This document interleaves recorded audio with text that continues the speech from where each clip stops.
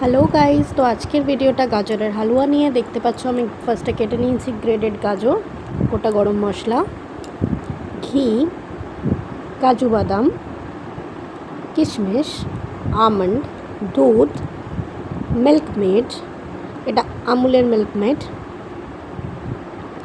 Next হচ্ছে খোয়া ক্ষীর, এটাও কিন্তু আমি আমুলেরই নিয়েছি। আচ্ছা, নেক্সট হচ্ছে চিনি। তো চলো এসো, এবার আমরা বানাবো।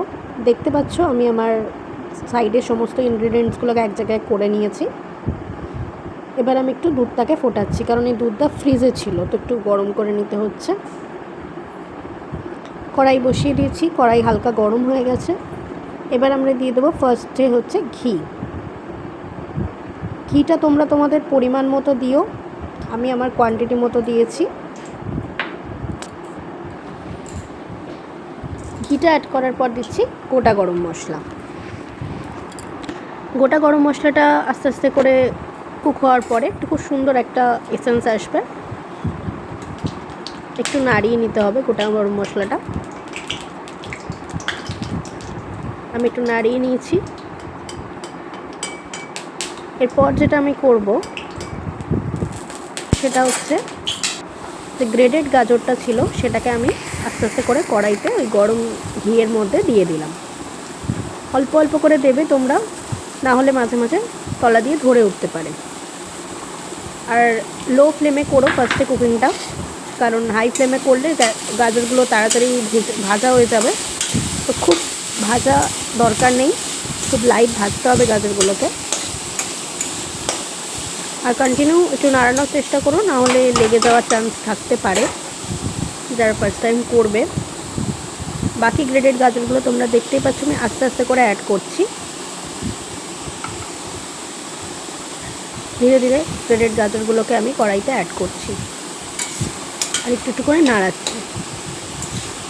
আমি পুরো স্টেপসটাই এই ভিডিওটার মধ্যে কভার করার চেষ্টা করছি যতটা যায়, যাতে তোমাদের বুঝতে সুবিধা হয়।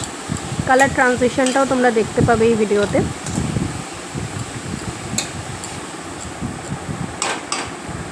এটা করার পর আমি বাকি যে গ্রেডেড গাজরটা ছিল সেটাও অ্যাড করে দিলাম। আচ্ছা, কমেন্ট সেকশানে আমাকে জানিও কারা কীভাবে গাজরের হালুয়া বানাও। আমি এভাবে বানাচ্ছি।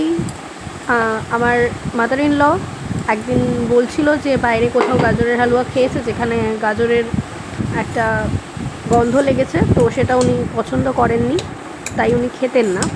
বাট আমি যখন ফার্স্ট টাইম বানিয়ে খাইয়েছিলাম ওনার খুব ভালো লেগেছিল। তো this is my second time.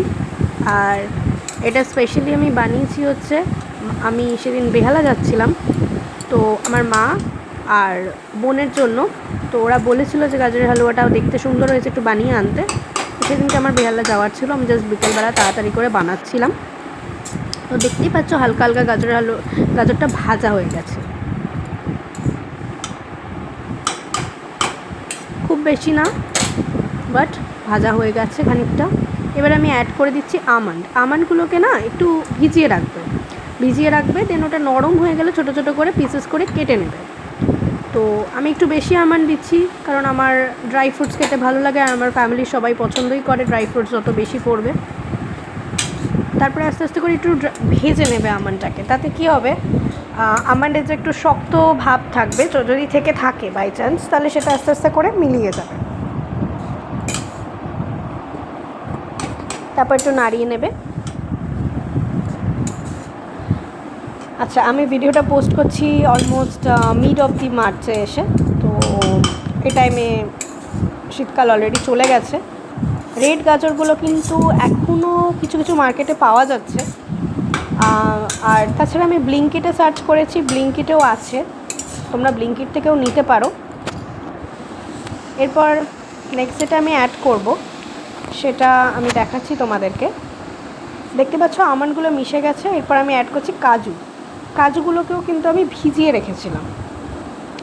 এবার অনেকেই ভাবছো যে আমি ওভারনাইট সোক করেছি, না, এগুলো আমি সবই একটু দুপুরবেলা আমি ভিজিয়েছিলাম এগুলোকে।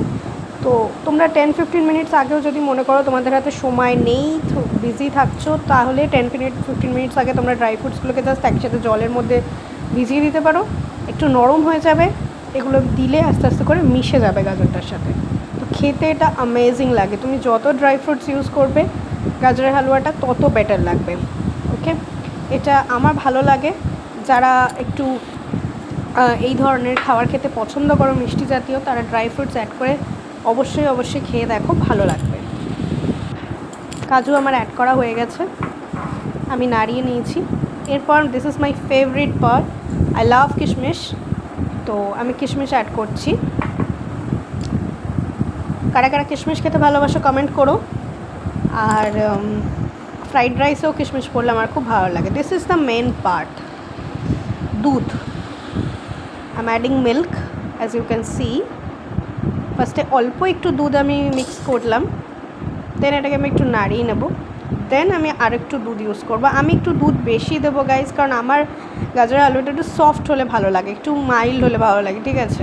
তো তোমরা তোমাদের পরিমাণ মতো দুধ দিতে পারো, বাট আই উইল সাজেস্ট একটু বেশি দুধ দাও, একটু টাইম নিয়ে জিনিসটাকে কুক করো, বেশ নরম হয় জিনিসটা খেতে এবং খুব ভালো লাগে খেতে জিনিসটা। এটাকে আস্তে আস্তে করে নাড়িয়ে নেব। আর এই সময় যখন দুধটা ঢালবো তারপরে একটু আমি কিন্তু ফ্লেমটাকে বাড়িয়ে নেব, ঠিক আছে? একটু বাড়িয়ে নেব যাতে একটু তাড়াতাড়ি কুক হয়। আর যেহেতু আমার সেদিনকে একটু তাড়া ছিল, আমাকে একটু তাড়াতাড়ি বেরোতে হতো, তো সেখানে আমি একটু লো ফ্লেম থেকে হাই ফ্লেমে করে দিয়ে এই টাইমটাকে কভার করছিলাম।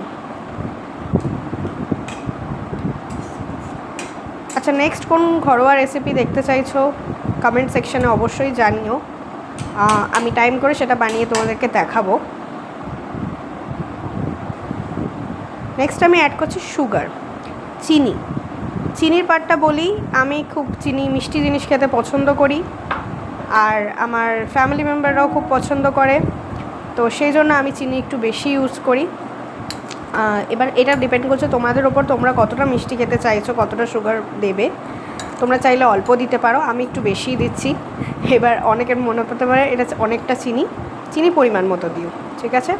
নাও this is the colour of the গাজরের হালুয়া। আমি এবার অ্যাড করছি মিল্ক মেড, ঠিক আছে?